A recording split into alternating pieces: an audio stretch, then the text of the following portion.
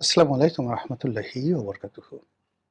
সম্মানিত দর্শক, তৃতীয় বিশ্বযুদ্ধের আতঙ্কে মাশরিক থেকে মাগরিব পর্যন্ত পৃথিবীর ৭০০ কোটি মানুষ বিনিদ্র রজনী কাটাচ্ছে।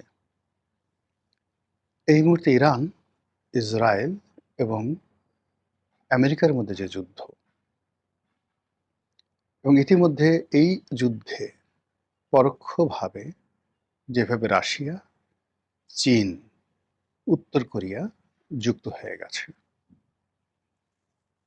একইভাবে কাতার, সৌদি আরব, ইয়ামেন, কুয়েত, বাহরাইন এ সকল দেশ যেভাবে জড়িয়ে পড়েছে, তাতে করে বিশ্বের যে অর্থনীতি তছনছ হয়ে গেছে। বিশ্বের যে প্রকৃতি এবং পরিবেশ, সেই প্রকৃতি আকাশে, সমুদ্রে, মরুভূমিতে এবং বায়ুমণ্ডলে, সেই বায়ুমণ্ডলের বায়ু প্রবাহের কারণে সারা পৃথিবীর বনাঞ্চলে যে বিরূপ প্রতিক্রিয়া পড়েছে, যা আমাদের সর্বনাশ করে ছেড়েছে। আমরা বাংলাদেশের মানুষ শুধুমাত্র পেট্রোলের সমস্যায় আমরা হিমশিম খাচ্ছি, কিন্তু দ্বিতীয় ধাপে আমাদের অন্ন, মানে খাদ্যে যে সংকট, এটি যে দুর্ভিক্ষে পরিণত হবে না এটা বলা যাচ্ছে না। আমাদের অর্থনৈতিক সংকট, আমাদের ব্যবসা বাণিজ্য, শিল্প, কলকারখানা থেকে শুরু করে সামাজিক স্থিতিশীলতা এবং একই সঙ্গে রাজনৈতিক স্থিতিশীলতা চরম সংকটের মধ্যে। এরকম পরিবেশ পরিস্থিতি যখন হয়, আমাদের মতো তৃতীয় বিশ্বের দেশগুলোতে ঘন ঘন সামরিক বাহিনীর মধ্যে বিদ্রোহ দেখা দেয়, মিলিটারি কু হয়, রাজনীতির ময়দান তোলপাড় হয়ে যায়, একটার পর একটার রাজনৈতিক দল ক্ষমতা হারায়, সিভিল ওয়ার শুরু হয়ে যায়, মানুষের হাতে অস্ত্র চলে আসে, চুরি, ডাকাতি, রাহাজানি ব্যাপকভাবে বেড়ে যায়, মদ্যপান, জুয়া এবং যৌনতা, পতিতাবৃত্তি, এটি ওপেন হয়ে যায় সমাজে। এবং এটার সঙ্গে পাল্লা দিয়ে রোগ জীবাণু বাড়তে থাকে, এটার সঙ্গে পাল্লা দিয়ে মহামারী বাড়তে থাকে।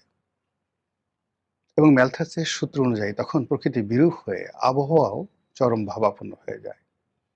ঝড়, বৃষ্টি, বন্যা, বাদল, সুনামি, ভূমিকম্প এভাবে আঘাত হানতে থাকে। কি যে একটা অবস্থার মধ্যে আমরা যাচ্ছি। আমরা দ্বিতীয় বিশ্বযুদ্ধ বা তৃতীয় বিশ্বযুদ্ধ, আমরা প্রথম বিশ্বযুদ্ধ বা দ্বিতীয় বিশ্বযুদ্ধের ইতিহাস পড়ি, আর তৃতীয় বিশ্বযুদ্ধ নিয়ে ফ্যান্টাসি তৈরি করি যে কেমন ভয়াবহ হতে পারে। বিশ্বাস করেন, দ্বিতীয় বিশ্বযুদ্ধের যে ইতিহাস যতটুকু পড়েছি ওটা ইউরোপের মধ্যে সীমাবদ্ধ ছিল, এবং ইতালি যখন আফ্রিকা আক্রমণ করলো এবং বিশেষ করে লিবিয়া আক্রমণ করলো, তখন ওই সময়টাতে মরুভূমিতে কিছু যুদ্ধ হয়েছিল মিডল ইস্টে। আর যখন লরেন্স অফ অ্যারাবিয়া অটোম্যান ডাইনেস্টির বিরুদ্ধে প্রথম মহাযুদ্ধে যে চক্রান্ত করেছিল, তার প্রেক্ষিতে সেখানে বেইমানি হয়েছিল, বিশ্বাসঘাতকতা হয়েছিল, কিন্তু ওভাবে আসলে যুদ্ধ হয়নি, ক্ষমতার পট পরিবর্তন হয়েছে। বাট এখন যেটা হচ্ছে, এটাকে বলা হয় স্টার ওয়ার, আকাশ যুদ্ধ। এটাকে বলা হয় ইকোনমিক ওয়ার, অর্থনৈতিক যুদ্ধ। এটাকে বলা হয় গ্রিন ওয়ার, পৃথিবীর সমস্ত সবুজ শেষ করে দিচ্ছে।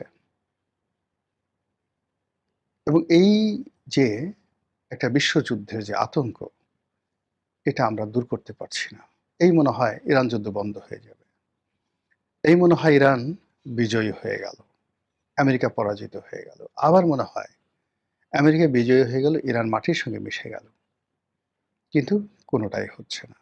এই মনে হচ্ছে চুক্তি হবে, আবার মনে হচ্ছে চুক্তি হবে না। আজকের দিনের যে ভিডিওটি করছি, সেটির একেবারে তরতাজা খবর হলো, ইরানের যারা কর্তা ব্যক্তি, স্পিকার, যিনি এই আমেরিকার সঙ্গে ইরানের যে সমঝোতা, এই সমঝোতার প্রাণপুরুষ, তিনি বলছেন আমেরিকাকে বিশ্বাস করা যায় না, তার উপর নির্ভর করা যায় না। দ্বিতীয়ত হলো যে পাকিস্তানের মধ্যস্থতায় ইসলামাবাদের দ্বিতীয় দফা যে শান্তি চুক্তি বা শান্তি বৈঠক হওয়ার কথা, সেই শান্তি চুক্তি বা শান্তি বৈঠকে ইরান এখন পর্যন্ত আসছে না। এদিকে আমেরিকার যারা লোকজন আছে তারা চলে এসছে এবং তাদেরকে পাহারা দেওয়ার জন্য আমেরিকার যুদ্ধ বিমানগুলো পাকিস্তানে চলে আসছে। তারা এতটা ভীত সন্ত্রস্ত, আমেরিকা এতটা ভীত সন্ত্রস্ত, তারা মনে করছে যে আমেরিকার যে সকল কর্তা ব্যক্তি রয়েছে তাদেরকে উদ্দেশ্য করে ইরান পাকিস্তানে হামলা চালাতে পারে। এজন্য পাকিস্তানকে রক্ষা করার জন্য পাকিস্তান একটি সামরিক সুপার পাওয়ার, ইরানের বন্ধু, তা সত্ত্বেও পাকিস্তানের আকাশ প্রতিরক্ষা ব্যবস্থা যেটা আমেরিকার তৈরি, তার উপর নির্ভর করতে পারছে না। সেখানে সামরিক বিমানগুলো চলে আসছে। আবার এই সামরিক বিমানের উপস্থিতির কারণে ইরান নিজেদের প্রতি বিশ্বাস হারিয়ে ফেলেছে, আমেরিকার প্রতি বিশ্বাস হারিয়ে ফেলেছে যে আমেরিকা সব করতে পারে। আমাদের লোকজনকে সেই সামরিক বিমান যেহেতু সেখানে গেছে, তারা যদি আক্রমণ করে বসে, গ্রেপ্তার করে তারা নিয়ে যায় সেই ভেনেজুয়েলার সেই যে প্রেসিডেন্ট, তার মতো করে, মাদুরোর মতো করে, তাহলে তো ইরানের জনগণের মনোবল ভেঙে যাবে। কাজেই তারা পাকিস্তানে আসতে চাচ্ছে না। তারা বলার চেষ্টা করছে যে যে বিষয়ে আলোচনা হবে তার একটা রূপরেখা তৈরি করতে হবে। আগে রূপরেখা তৈরি করতে হবে, তারপরে আলোচনা। এর আগে কোনো আলোচনা নয়। আলোচনার টেবিলে এদেরকে বিশ্বাস করা যায় না। আমরা বহুবার তাদের সাথে আলোচনা করেছি। আলোচনার টেবিল থেকে তারা উঠে গেছে। একদিকে আলোচনা চলেছে, অন্যদিকে আক্রমণ চলেছে এবং সর্বশেষ যে যুদ্ধটা, এই যে এখন যেটা চলছে, এই যুদ্ধটা যখন চলছে তখন মিশরে এই বিষয়গুলো নিয়ে আলোচনা চলছিল। তুরস্কে আলোচনা চলছিল। তারপরে বাহরাইনে আলোচনা চলছিল। কয়েকটা জায়গাতে আলোচনা চলছিল এবং সেই আলোচনার মধ্যেই হঠাৎ করে তারা আক্রমণ করে বসলো। কাজেই আমেরিকাকে তারা ২ প্রসাদে বিশ্বাস করতে পারছে না। আলোচনার বাইরে যেটা হচ্ছে সেটা হলো অতিরিক্ত ১০,০০০ সৈন্য আমেরিকা নিয়োগ করেছে সেই ইরানকে ঘিরে যে সমুদ্রগুলো রয়েছে সেই সমুদ্রে। এবং এই মুহূর্তের পৃথিবীর সবচেয়ে বড় যুদ্ধযাত্রা, আমেরিকার সবচেয়ে বড় যুদ্ধযাত্রা তারা শুরু করেছে ইরানকে কেন্দ্র করে। তাদের যে নেভাল ফোর্স, সর্বোচ্চ নেভাল ফোর্সের ১২টি পরমাণু চালিত যে উভয়চর পরমাণু চালিত যে আ জাহাজগুলো রয়েছে, যেগুলোতে বিমান ওঠানামা করতে পারে, বিমানবাহী রণতরী। এরকম ১২টি সবচেয়ে বড়, বড় যুদ্ধ জাহাজ এখন পারস্য উপসাগর, লোহিত সাগর এবং হরমুজ প্রণালীর কাছাকাছি অবস্থান নিয়ে আছে এবং সেই জায়গাতে সেই সকল যুদ্ধ জাহাজের একেকটিতে ৮,০০০ সৈন্য থাকে, ১ ডিভিশন সৈন্য থাকে। তাহলে ৮ × ৯৬,০০০ সৈন্য আছে। তার সঙ্গে আবার নতুন করে যুক্ত হয়েছে আরো ১০,০০০ সৈন্য। ১,৬০,০০০ সৈন্য শুধু সমুদ্রে। এরপরে তাদের যে সকল ঘাঁটি রয়েছে মধ্যপ্রাচ্যে, সকল ঘাঁটিতেই তারা তাদের শক্তি বৃদ্ধি করেছে। এবং এই শক্তি নিয়ে তারা নৌ অবরোধ দিয়েছে যে ইরানের কোনো বন্দর থেকে কোনো জাহাজ এবং কোনো বিমানবন্দর থেকে কোনো বিমান উড়ে যেতে পারবে না এবং জাহাজ হরমুজ প্রণালী অতিক্রম করতে পারবে না, কিংবা হরমুজ প্রণালীর বাইরে যে সকল অন্য যে সকল প্রণালী রয়েছে সেখান দিয়ে তারা অতিক্রম করতে পারবে না। ইরান সেটা মানছে না। এর মধ্যে একটি জাহাজকে মার্কিন যেটা যুদ্ধ জাহাজ, তারা সেটাকে সেটার গতিরোধ করেছে, যেটাকে বাজেয়াপ্ত বলা হয়। তারা সেটাকে নিজেদের কবজায় নিয়েছে। এটা বাণিজ্যিক জাহাজ। ইরান প্রথম বলেছে যেটা ছেড়ে দাও, আমরা উপযুক্ত জবাব দেব যদি না ছাড়ো। আমেরিকা ছাড়েনি।